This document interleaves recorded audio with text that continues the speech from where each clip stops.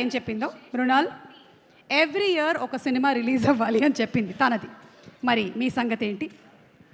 ఇలా మీరు every year చేయాలి అంటే? నా ఫ్రెండ్ జీతు గురించి చెప్తున్నారు. ఓ అంతేగాని G2 కాదు. ఓకే, సుజిత్.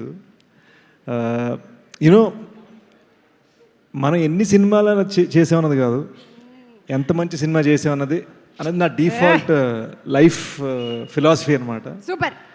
నేను ఏదేమైనా సరే వీళ్ళు ఏదైతే ఫీలింగ్లో ఉన్నారో, ఏదైతే ఒక అభిమానం ఉందో, ప్రేమ ఉందో, అదంతా ఏంటంటే మన కృషి మీద, మన ప్రయత్నం మీద. సో దాన్ని నిలబెట్టుకోవాలి.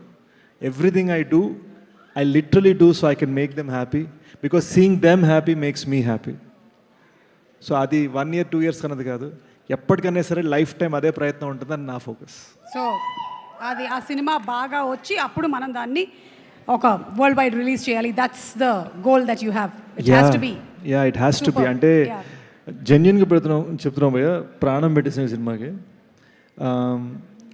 మృణాల్ గారు would have slept 4 hours. I slept 2 hours. We have just gone so hard to make this an unforgettable cinematic experience. ఒక్కటి చెప్పగలిగింది ఏంటంటే, ఈ సినిమాలో కొన్ని చాలా చాలా ఇంపార్టెంట్ థింగ్స్ ఉన్నాయి. అవి మేము బయట పెట్టలేము ట్రైలర్లో. బట్ ఐ ప్రామిస్ యూ, థియేటర్కి వెళ్ళినప్పుడు అమ్మ ఇదా మ్యాటర్ అని మీరు ఫీల్ అవుతారన్నది మాత్రం, దానికి నేను 1000% పనిచేశాను. సూపర్బ్. చిరంజీవి గారు అంటారు waiting.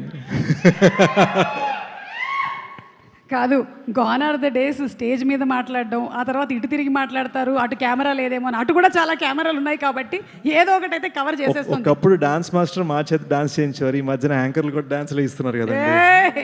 That's what times have changed. Good that you recognised it. Thank you. And మీరు దొంగతనం చేశారు. అయ్యో, అదే ఓకే. నో